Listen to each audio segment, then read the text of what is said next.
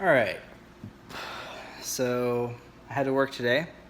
I had two guys and one girl here. I guess one of the guys brought his wife so she could kind of clean a little bit.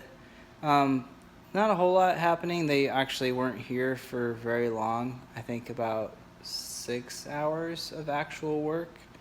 Um, so, we're here in the kitchen.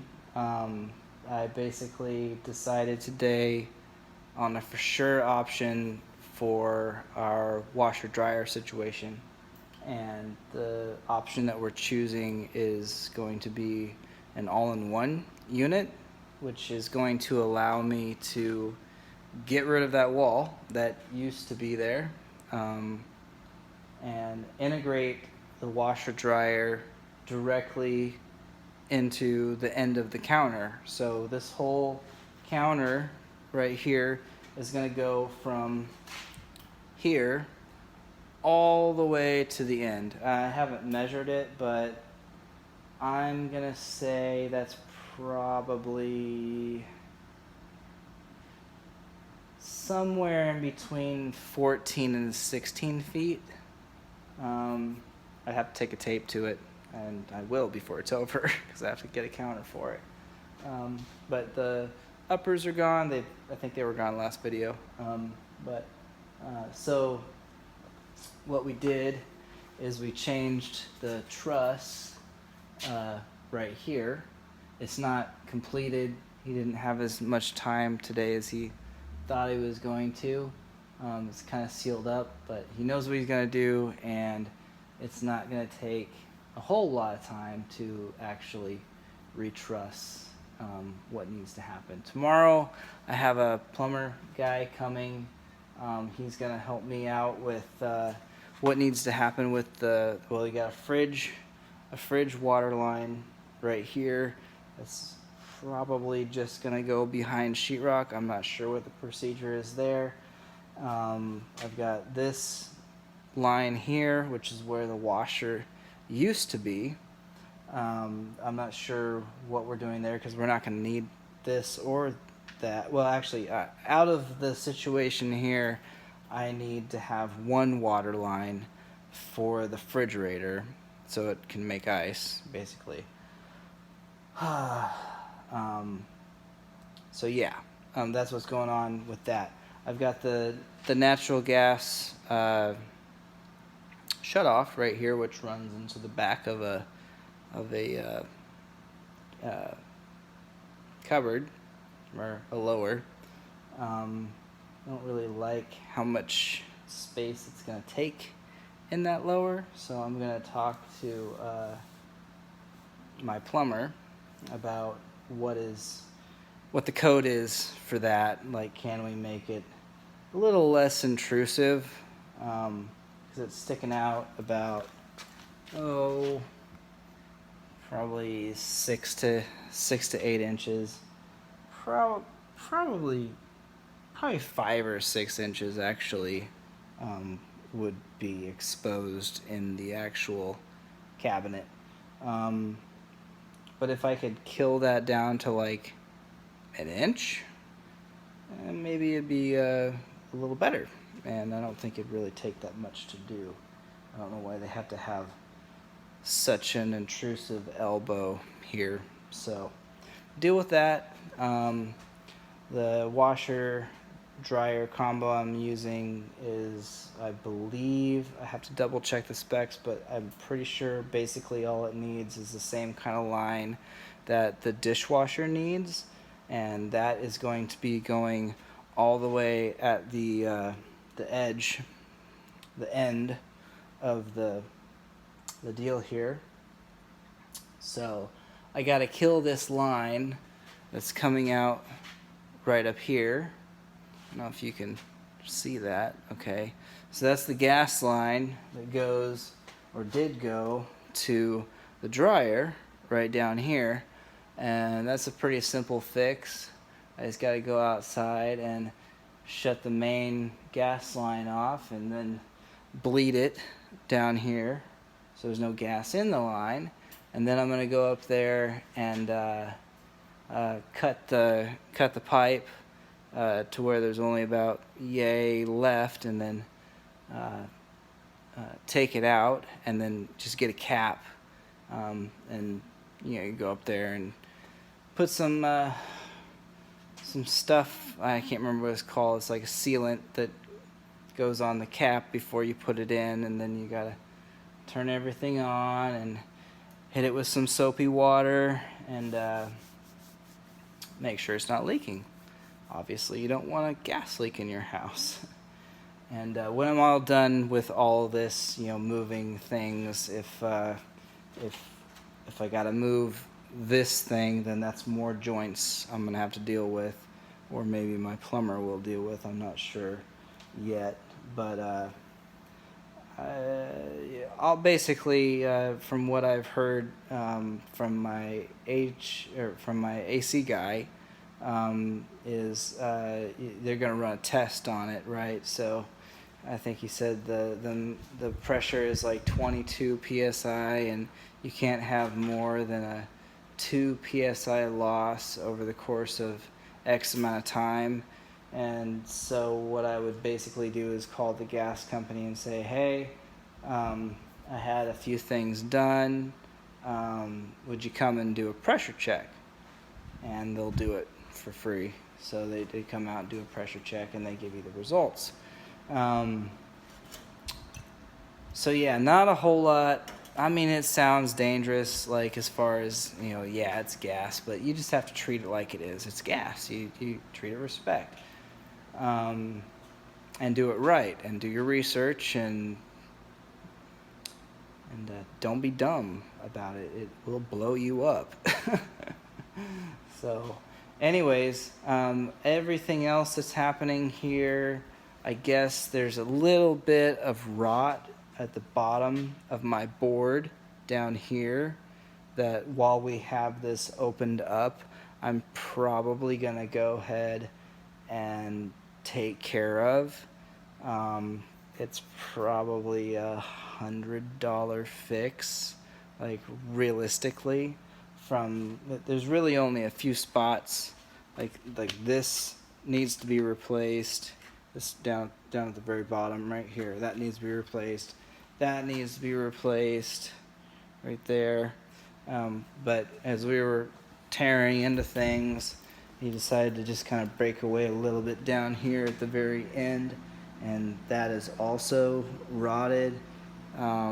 So maybe the hot water heater blew a gasket at some point and overflowed a little bit. I don't know. I'm not entirely sure, but somehow condensation got in there at some point, and now we've got some rot to deal with. The other thing is I do have termites on this wall, which also might be playing a part with this situation. So while we have everything ripped up, I'm probably going to go ahead and replace those boards, because it just makes sense. You're hopefully not going to have them opened up to this extent for a very, very long time. So the other thing we're dealing with, they did take a little bit off the back of the fireplace in the back just to kind of see what we had to deal with. That's not going to be a big deal. It's still pretty much in the same condition as it was. They did, I guess they open up the back a little bit, the rest of the way really. Took the sheetrock off of it so we could kind of see what we had to deal with, and it's nothing crazy. It's probably something I'll do while they're working on something else. Got some sheetrock to get rid of. That's another thing that we dealt with today, was kind of the trash situation. We generated quite a bit of trash in between ripping out the tile floor and the fireplace. Oh my god, the fireplace was just that mortar really adds up, trust me. I think I had probably 8 bags. These Home Depot contractor bags. They're super heavy duty. They're like reinforced bags, and I mean, you can only fill them so far. You can only fill them so far because they just get too heavy. You can't move them, not with manpower. And if you were gonna take them somewhere where you're gonna dump them, then you have to factor that in, right? So, anyways, I think they did like 4 trash runs today, and unfortunately my contractor has a very small truck, and it can only handle like 3 of those bags. It's crazy. So anyways, that was one thing that they did today. That's pretty much it. In the kitchen, in the fireplace. Like I said, I had to work today, so it's like midnight right now. I worked like a 13-hour day. They did come in here in the bedroom and make a hole so that we could kind of get an idea of what we were dealing with electrical wise, and kind of go from there. It's actually really simple stuff. There's enough here to basically just move things to where we need them to be. Excuse me. And so I am going to take on the duct work myself. I watched a couple of videos on it today, and it's really pretty simple stuff. I think that I can have it done in somewhere in the realistically like 6-hour range, something like that. So this duct that's up here in the ceiling, in the wall, is going to be moved to the ceiling, and I'm gonna have to tie into the main system. As much as I don't really, it's gonna be a pain in the butt, right? But the system that's here, all the ductwork that we want to move basically goes over this ceiling that's right here that we want to move. And so in order to move this ceiling up, we have to move where the ductwork ties into the main on this main shaft right here, right? So from my understanding, it was pretty cold. So I don't know if you can see up there, but there's 3 ducts that tie into this main unit right here, and those are the one in the master right over here, and the one that is in this bedroom right over here, and I assume the one that's in the bathroom. Those are the 3 ones, and I actually looked into it. According to city code, I'm not even breaking any rules there. I can move up to 3 ducts before I'm breaking any rules, which I'm breaking other rules, so not really super concerned with all that. But anyways, so yeah, I did a little research on it, and I think it's something that I can do. I'm not going to get a AC guy involved or anything like that. It's just cutting some holes, resealing them in different places, and then obviously sealing up the old ones, So yeah, that's pretty much where I'm at here. I think that I have the next 5 days off. Thank God. There's no way I could get this done without having some time off. But I think that at this point, today is the 10th. It's the 10th of August. 10th of August already. Today is the 10th of August, and my goal is to have everything, basically all the framing, all the sheetrock, all that stuff, like everything. I want everything ready for paint by no later than like the 22nd, right? I know that my tile guy is gonna need a minimum of 3 days, absolutely bare minimum 3 days.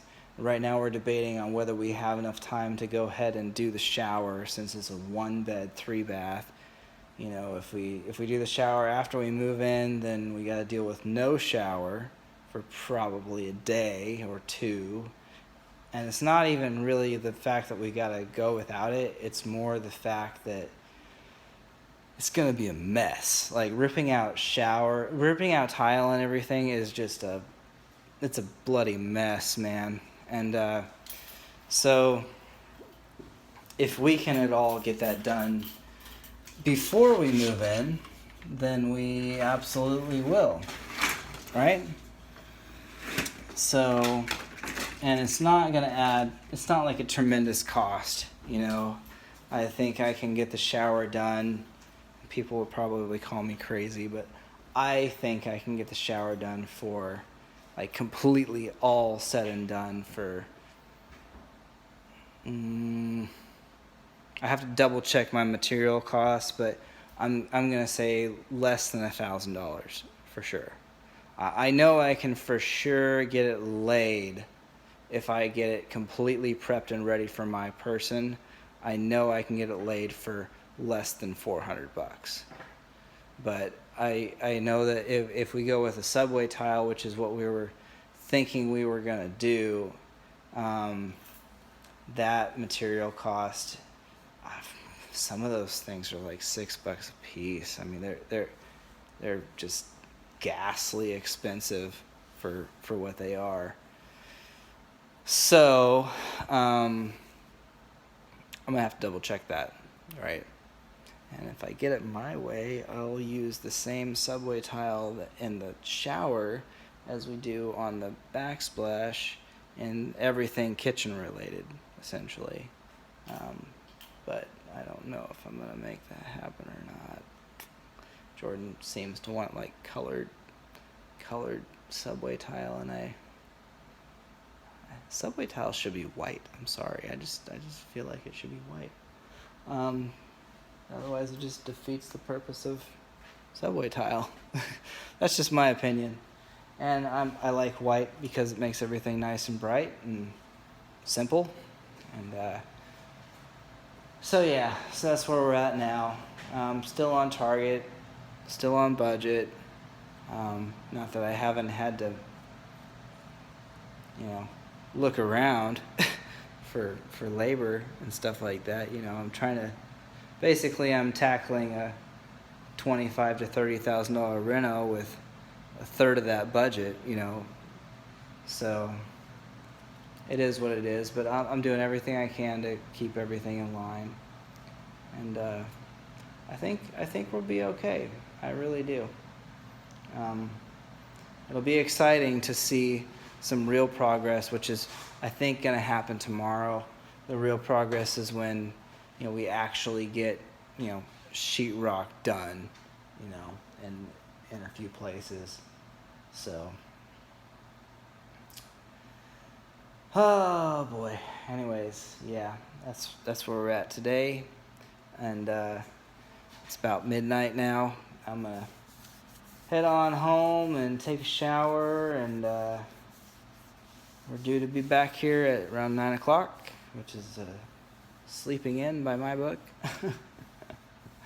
So I guess we'll see what happens, and I'll make another video tomorrow.